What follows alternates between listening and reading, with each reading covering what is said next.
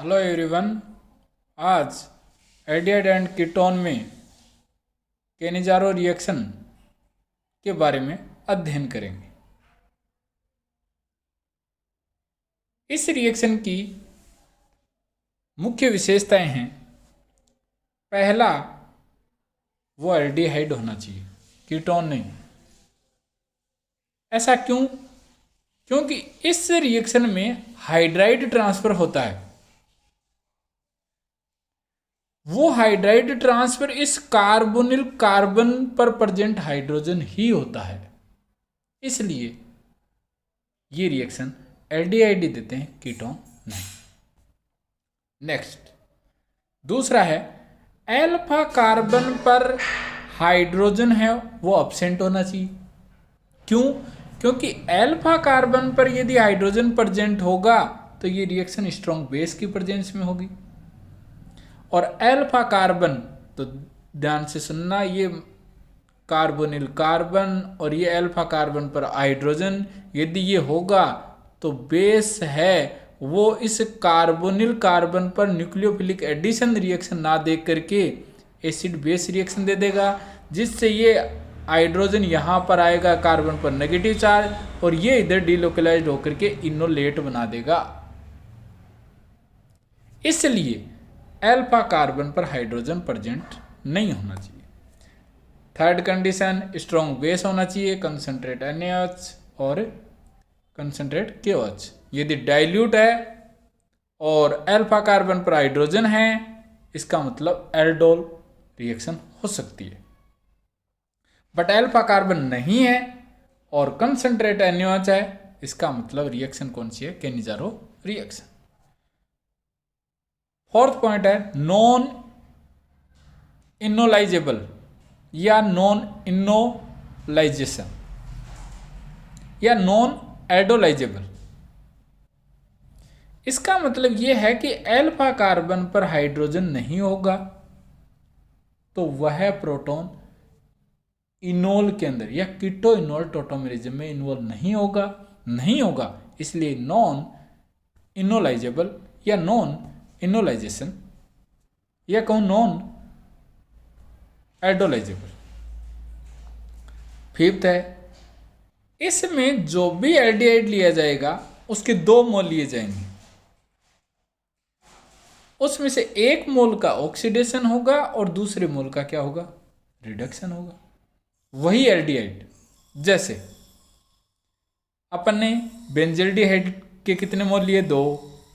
Base लिया, alpha carbon पर hydrogen नहीं है तो एक का तो क्या हो गया? देखो, इसका तो क्या हो गया? ऑक्सीडेशन, और दूसरे मोल का क्या हो गया? Reduction, CH2OH। तो इसका मतलब उसी का ही ऑक्सीडेशन और उसी का ही रिडक्शन है, उसको कहते हैं डिस्प्रोपोर्शनेशन रिएक्शन। और इस रिएक्शन में हाइड्राइड ट्रांसफर होता है। ये मुख्य विशेषताएं हैं। दूसरा कि कौन कौन से एल्डिहाइड हैं जो ये रिएक्शन दे सकते हैं? ये बेंजल्डिहाइड, क्योंकि sp3 कार्बन पर, या कहूँ sp3 कार्बन नहीं, sp2 कार्बन है, अल्फा कार्बन नहीं है, इसमें अल्फा कार्बन पर हाइड्रोजन नहीं है। ये तीनों जो भी जुड़े हुए हैं वो मेथिल ग्रुप है, ये एल्किल ग्रुप है। यहाँ ये जो है, यहाँ फ्यूरेन है जिसे कहते हैं फरफ्यूरल।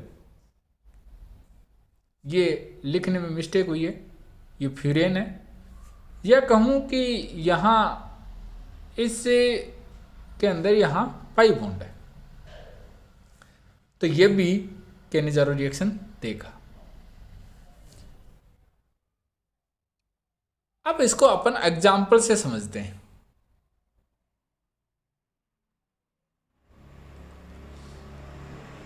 एल्डिहाइड है, हाँ, इसके अल्फा कार्बन sp3 नहीं है तो अल्फा हाइड्रोजन का कोई मतलब नहीं है।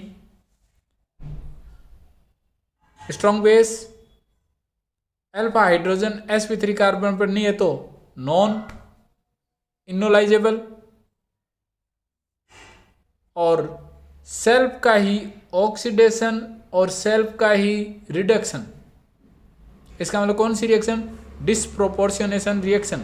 और इसमें कौन सा ट्रांसफर होता है, हाइड्राइड ट्रांसफर होता है, जिसके कारण ही एल्डिहाइड ही ये रिएक्शन दे सकते हैं, कीटोन नहीं। फिर से दूसरा, एक मोल का ऑक्सीडेशन और दूसरे का रिडक्शन। ऑक्सीडेशन होगा उससे एसिड बनेगा और जिसका रिडक्शन होगा उससे एल्कोहल बनेगा। यहाँ एक बात और सुनना, अब आप ये कह सकते हो सर यहाँ तो आपने Na कर रखा है जबकि यहाँ कौन होना चाहिए था, H होना चाहिए था। यहाँ H इसलिए नहीं है क्योंकि ये रिएक्शन बेस की प्रेजेंस में हो रही है और कार्बोक्सिलिक एसिड का ये प्रोटॉन एसिडिक नेचर का होता है, इसलिए यहाँ एसिड बेस रिएक्शन हो जाती है।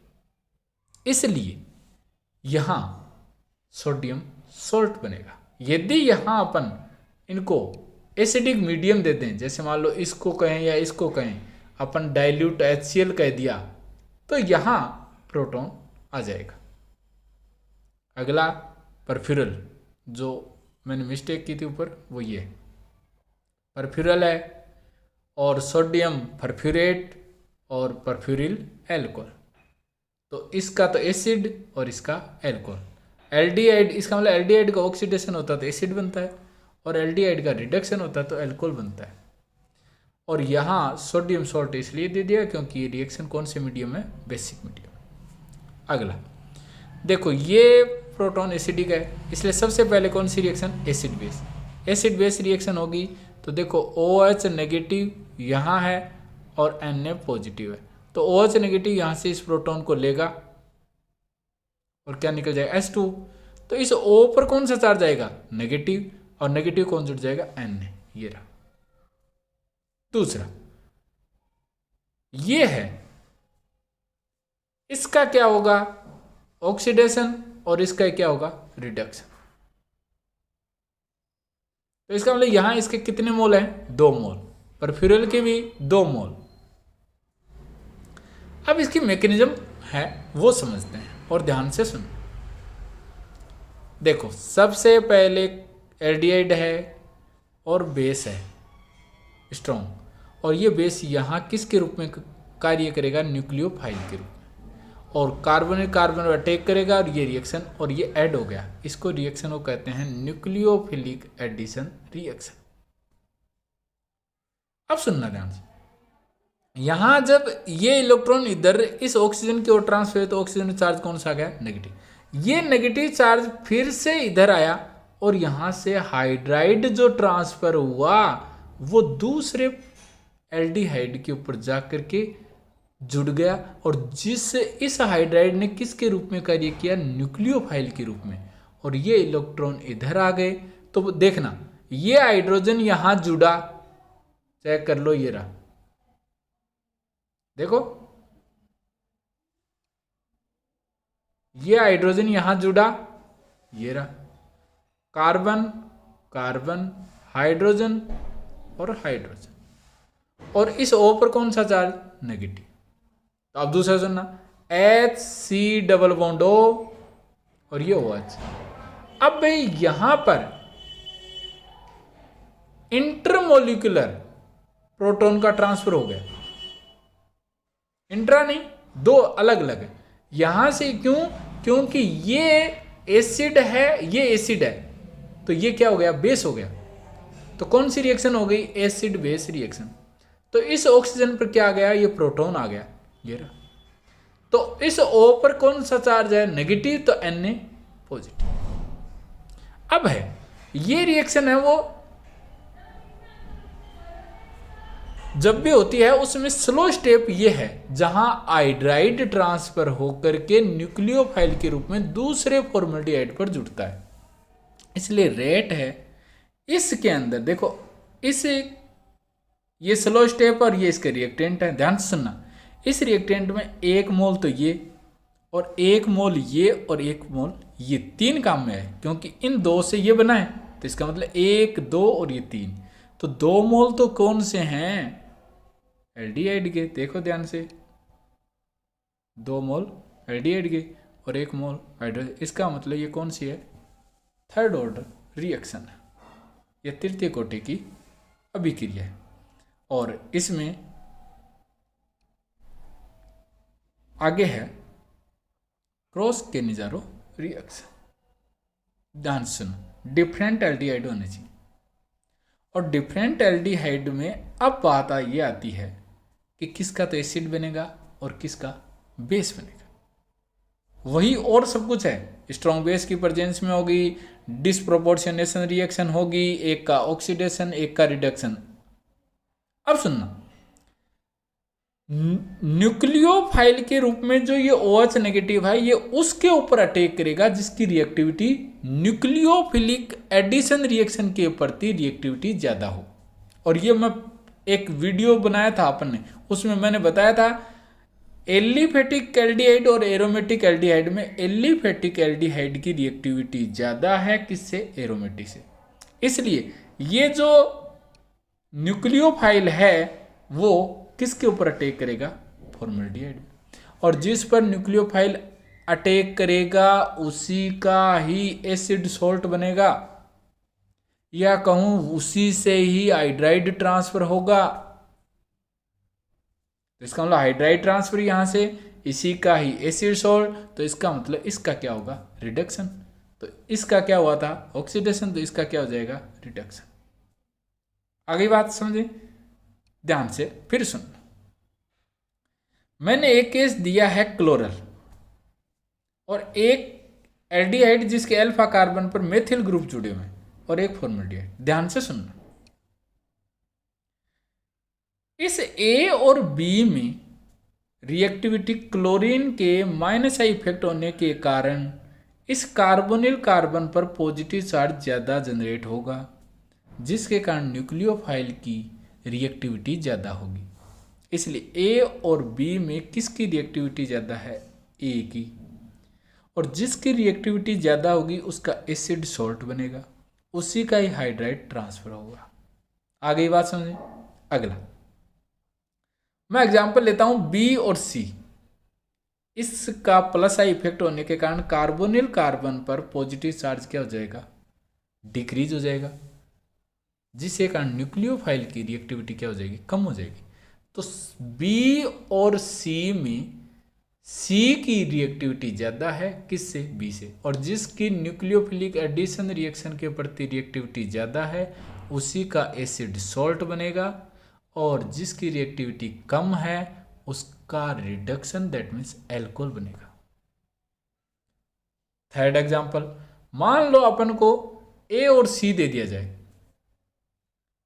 तो क्लोरीन के -I इफेक्ट होने के कारण इस कार्बोनिल कार्बन पर इसके कंपेरेटिवली ज्यादा पॉजिटिव चार्ज होगा, और ज्यादा पॉजिटिव चार्ज होने के कारण न्यूक्लियोफाइल के प्रति इसकी रिएक्टिविटी A की ज्यादा होगी। ये देखो मैंने ये दिखा रखा, A की रिएक्टिविटी ज्यादा है किससे, C से।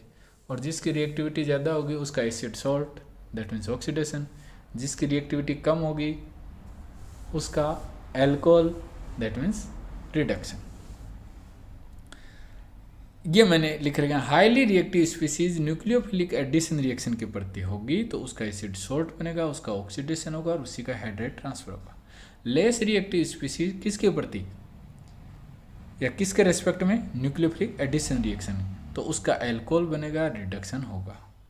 आगे है इंट्रामोलिकुलर केनिजारो रिएक्शन। ध्यान से सुनो, बहुत ही इंपॉर्टेंट है।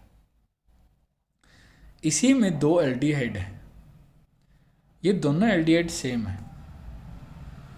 सेम है तो किसी के ऊपर ही अटैक करे, इसने इस पे अटैक किया, न्यूक्लियोफिलिक एडिशन रिएक्शन, और O पर कौन सा चार्ज आ गया, नेगेटिव। और ये नेगेटिव चार्ज फिर से आएगा और हाइड्राइड यहाँ से ट्रांसफर होकर के दूसरे एल्डिहाइड, एक ही मोल है, दूसरे एल्डिहाइड ग्रुप के ऊपर अटैक करेगा। O पर कौन सा चार्ज आएगा, नेगेटिव चार्ज है। यहाँ से ये प्रोटॉन इधर ट्रांसफर हो जाएगा, इंट्रामोलिकुलर एसिड बेस, उसमें इंटर थी, इंट्रामोलिकुलर, यहाँ प्रोटॉन आ गया और यहाँ सॉल्ट बन गया। इसकी अब डाइल्यूट HCl से रिएक्शन करा दो, डाइल्यूट HCl, तो ये प्रोटॉन यहाँ जुड़ जाएगा, यहाँ से कौन निकल जाएगा, NaCl हो जाएगा। आगे ये है क्वेश्चन, ये तो क्या है, एल्डिहाइड, और ये कौन है, कीटोन। अब आप ये कह सकते हो कि सर आपने तो थोड़ी देर पहले कहा था कीटोन रिएक्शन नहीं देते हैं, तो फिर इसने कैसे दे दी? एक ही मॉलिक्यूल है ये, और उसमें एल्डिहाइड है, और उस एल्डिहाइड का हाइड्रोजन है हाइड्राइड के रूप में ट्रांसफर होकर के इसके ऊपर जुड़ जाएगा। ध्यान रखना, ये बहुत ही इंपॉर्टेंट है ये चीज। तो इसका मतलब इससे क्या है, देखो OH इस पे अटैक किया, O पर कौन सा चार्ज आएगा, फिर से बोलो, नेगेटिव चार्ज। ये नेगेटिव चार्ज फिर इधर आएगा, और ये हाइड्रोजन यहां से ट्रांसफर होकर इधर चला जाएगा, O पर कौन सा चार्ज आएगा, नेगेटिव। और नेगेटिव है उसके ऊपर कौन जुड़ेगा बोलो, इस एसिड का जो OH जुड़ा था, यहां से ये H इसके ऊपर जुड़ जाएगा, और इसका क्या बन जाएगा, सॉल्ट। अब यहां एक इंपॉर्टेंट ये भी है कि इस कार्बोनिल और इस कार्बोनिल में इस कार्बोनिल की रिएक्टिविटी ज़्यादा है। क्यों? क्योंकि ये कार्बोनिल है बेंजीन के साथ कॉन्जुगेशन में होने के कारण न्यूक्लियोफाइल है, वो यह न्यूक्लियोफाइल के प्रति इसकी रिएक्टिविटी इसके कंपेरेटिवली कम है, और जिसकी रिएक्टिविटी ज़्यादा होगी उसका एसिड सॉल्ट, और जिसकी रिएक्टिविटी कम होगी उसका एल्कोहल, दैट मीन्स रिडक्शन। एक बहुत इंपॉर्टेंट एग्जांपल ये रहा, देखो एल्डिहाइड, एक एल्डिहाइड है उसका तो ऑक्सीडेशन और दूसरे का रिडक्शन। तो यहाँ मैंने एसिडिक मीडियम दे दिया, इसका मतलब यहाँ क्या जुड़ जाएगा, H जुड़ गया, और यहाँ से क्या निकल जाएगा, देखो ये वाटर निकल गया। तो देखो बेंजीन CH2O, बेंजीन CH2O, फिर C डबल बॉन्ड O, जिसे कहते हैं थेलाइट।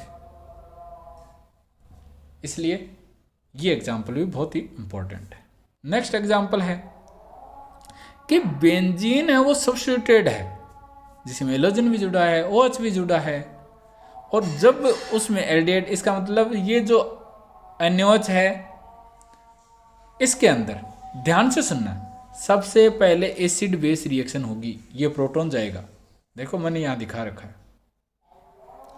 ध्यान से सुनना।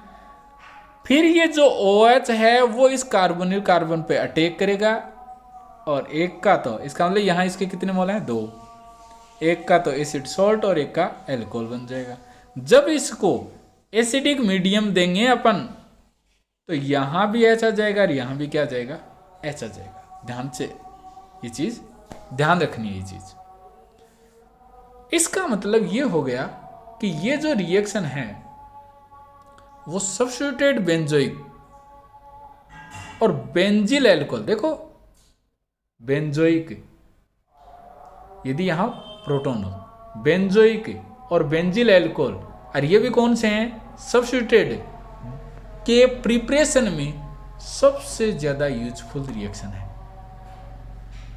कई बार हो सके इस तरह के क्वेश्चन पूछ लिए जाए। इस वीडियो में कोई एग्जाम्पल, मैकेनिज्म नहीं समझा, आप फिर मुझसे पूछ सकते हो।